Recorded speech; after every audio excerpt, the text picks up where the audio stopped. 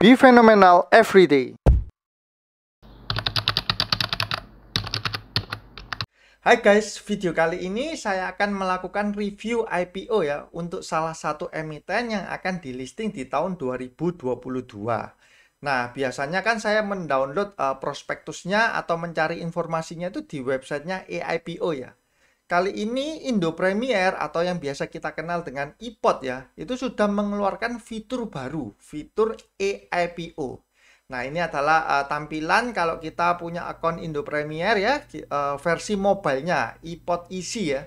Nah, di sini ada fitur yang baru eIPO, di mana melalui fitur ini kita bisa melihat ya emiten-emiten yang akan listing ke depannya itu apa saja, kemudian public expose-nya itu tanggal berapa, bahkan sampai mendownload prospektusnya ya. Jadi kita tinggal klik, kita bisa lihat langsung prospektusnya dan kita bisa melakukan order untuk IPO dari emiten tersebut. iPod memahami kebutuhan kita dalam berinvestasi sesuai dengan slogan mereka. Semua bisa investasi dan make it easy. Kita bisa melakukan order pembelian IPO hanya dengan single swipe. Nah, ini contohnya ya. Kita pilih saham IPO mana yang akan kita beli. Kita masukkan jumlah lot yang sesuai kita inginkan. Kemudian kita klik centang saya menyetujui dan tinggal swipe. Maka akan muncul tulisan order berhasil. Sangat simple ya, jadi ada IPO di iPod sekarang sudah guys. Oke, sekarang saya akan masuk untuk review IPO dari emiten Mitra Angkasa Sejahtera atau kode sahamnya nanti adalah BAUT ya. Untuk tanggal penawaran awal ada di tanggal 4 sampai 10 Januari ya, dan penawaran umumnya nanti ada di tanggal 20 sampai 25 Januari 2022. Kemudian tanggal distribusi saham dan waran ada di tanggal 26 Januari 2022. Ini teman-teman bisa baca di prospektusnya ya. Nah, PT Mitra Angkasa Sejahtera ini bergerak di bidang perdagangan besar logam untuk bahan konstruksi ya, terutama mur dan baut. Nah, ini terus kita bisa melihat juga penawaran umum perdananya ada 1,45 miliar saham baru ya, yang akan diterbitkan nanti dengan nilai nominal Rp10 atau setara 30,21% ya dari modal ditempatkan dan di store. Range harganya adalah 100 sampai 110. Jadi ini cukup rendah ya untuk range harganya 100 sampai 110. Dana yang dihimpun perkiraan 159,5 miliar rupiah. Terus ada warannya juga yang nanti akan diterbitkan bersamaan dengan IPO-nya ya. Rencana penggunaan dana ini ya, kita bisa lihat 6% untuk bayar hutang kepada pemasok yaitu NA Fasteners, di mana perusahaan ini sebenarnya juga termasuk afiliasi ya, karena salah satu pemegang saham perseroan. Sisanya digunakan untuk pembelian persediaan baik produk existing perseroan maupun produk baru ya. Seperti itu. Terus dana yang akan diperoleh perseroan dari warannya seluruhnya digunakan untuk modal kerja perusahaannya. Nah, ini untuk intronya dari IPO BAUT ini. Kemudian kita cek dari company-nya ya, laporan keuangannya. Secara ekuitas ya, kita bisa lihat di tahun 2018 ini dalam jutaan ya, 8,7 miliar berarti 9,9, 10,2 miliar naik terus ya. Dari tahun 2021 ini menjadi 46 miliar. Jadi kenaikannya cukup tinggi di tahun 2021.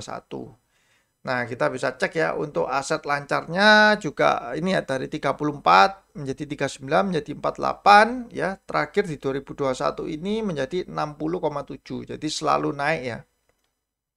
Kemudian aset tidak lancarnya ini ya 28, 31, 33 dan terakhir di 24. Total asetnya dari ini 2018 ada 62 miliar, 70, 82 dan terakhir di 2021 ada 85 miliar.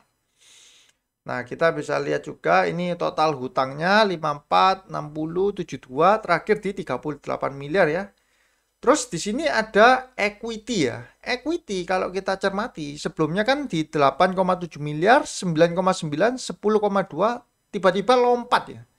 Lompat menjadi 46 miliar. Namun kalau kita cermati di bagian ini, ada modal ditempatkan dan disetor ya pada 31 Juli 2021 dan 31 Mei. Intinya di tahun 2021 itu ada 33.500 di mana sebelumnya itu ada 2.500.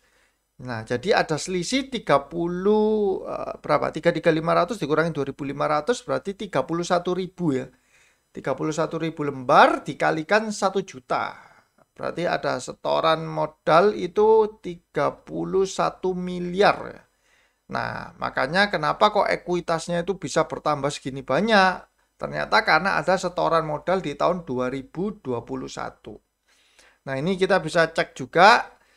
Nah, sebelumnya ini adalah pemegang saham awalnya ya dari PT ini, PT Mitra Angkasa ini.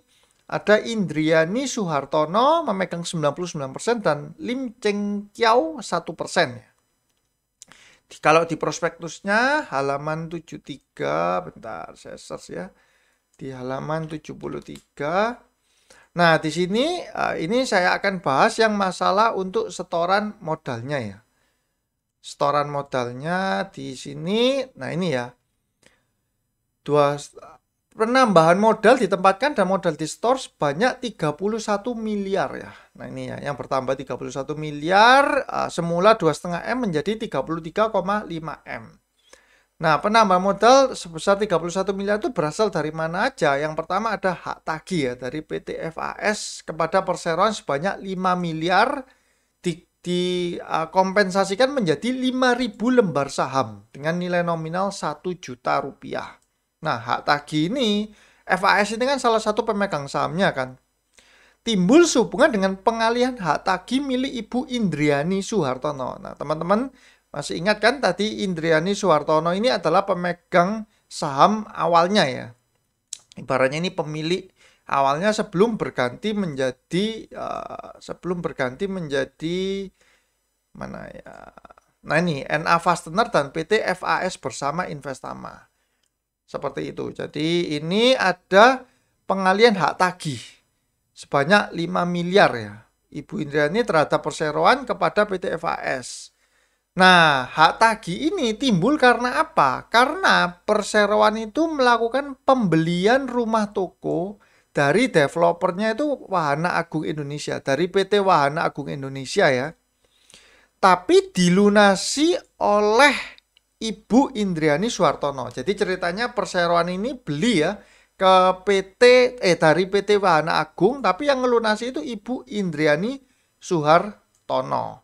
Sehingga hutangnya yang aslinya perusahaan kepada Wahana Agung beralih dari perusahaan kepada Ibu Indriani Suhartono. Nah, namun hak tagih atas Ibu Indriani Suhartono ini dibeli oleh PT FAS bersama Investama ini. Nah, ini ya, PT FAS bersama Investama itu dinamakan cesi. Jadi pengalian hak tagih itu namanya cesi.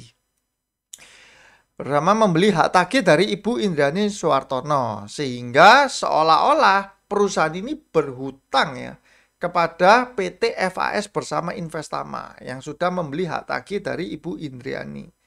Nah, hak tagihnya itu yang sebesar 5 miliar dikonvert menjadi saham. Ya, dikonvert menjadi 5.000 lembar saham dengan nilai nominal 1 juta rupiah per sahamnya. Seperti itu ya. Terus yang kedua ada juga hak tagih juga NA Fastener, ini juga pemegang sahamnya ya, sebanyak 26 M dikonvert menjadi 26.000 lembar saham. Nah, itu skema untuk setor modalnya. Jadi dari transaksi, ibaratnya transaksinya sendiri lah ya. Karena Ibu Indriani juga pemegang sahamnya. Sedangkan PT FAS tersebut itu juga menjadi pemegang saham saat ini. Seperti itu. Jadi untuk ekuitasnya yang bertambah pesat ini bukan karena labanya naik pesat, tapi karena disuntik modal ya dengan konversi saham. Terus kalau kita lihat dari laporan laba rugi, kita bisa lihat bahwa di tahun 2018 66 miliar ya untuk penjualannya, terus naik menjadi 84, tahun 2020 naik lagi menjadi 116 miliar. Di 2021 belum selesai, masih 31 Juli itu di 66 M. Kalau kita Juli itu kan berarti bulan Juli 7 ya. Nah, kurang lebih nanti hasilnya akan sama dengan tahun 2020 angkanya ya, kalau kita sama ratakan. Nah, labanya dari 2,8 M, 1,2 M, 2020 kemarin ambles ya, tinggal 282 juta. Di 2021 ini per 31 Juli sudah mencapai 5,4 miliar. Nah, ini besar sekali ya, karena sebelumnya kan setahun aja 200 juta, 1,2 M, 2,8 M, sekarang 31 Juli sudah 5,4 M. Nah, ini saya cek di prospektusnya itu halaman 135 ya. Nah, 135 kalau kita lihat itu dia ada piutang yang bentar. Nah, ini ya, ada piutang bentar. Nah, ini penjualannya ada yang naik itu di PT Adika Jana Bumi Sejahtera. Nah, ini adalah AJBS.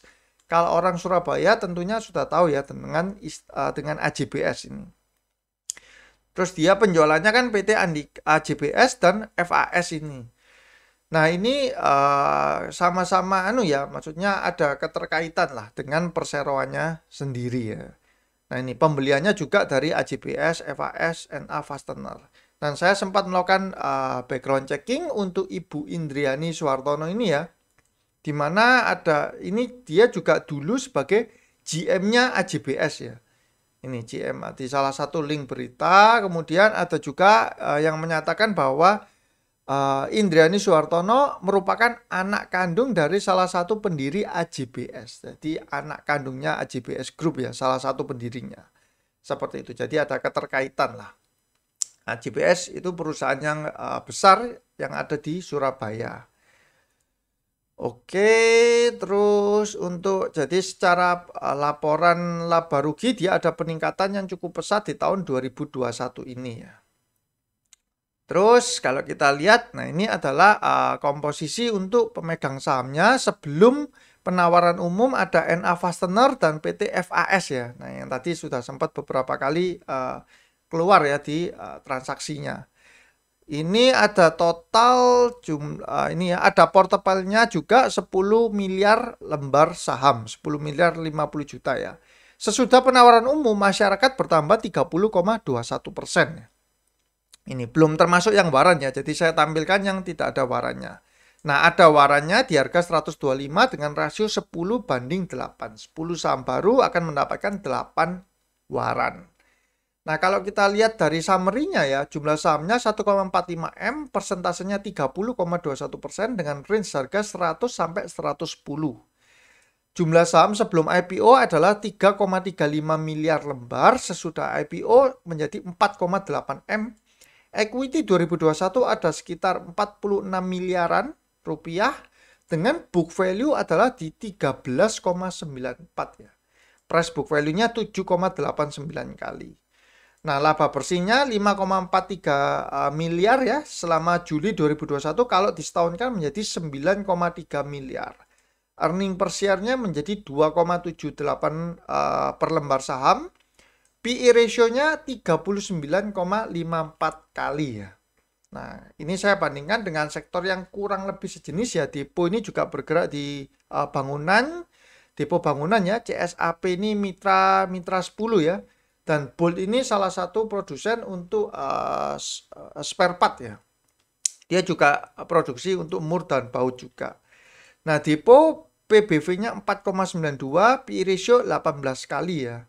Nah, untuk baut ini di atasnya, masih di atas depo. Kemudian CSAP PBV juga 1,08, ini sangat rendah PBV-nya. PE ratio-nya 13,19. Nah, ini juga lebih rendah, jauh lebih rendah daripada ini ya, baut. Dan terakhir Bolt itu PBV 2,71 dengan PE ratio 40,83. PE ratio-nya yang hampir sama, tapi price book value-nya itu lebih rendah ya. Jadi ketiga emiten ini sebenarnya memiliki valuasi yang lebih rendah daripada baut ya. Seperti itu untuk tiga emiten ini. Secara valuasi kita bisa tahu bahwa ini bukan ditawarkan di harga yang under value ya.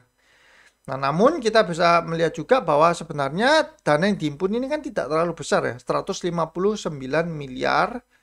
Bentar, terus ini kepotong yang awal ini.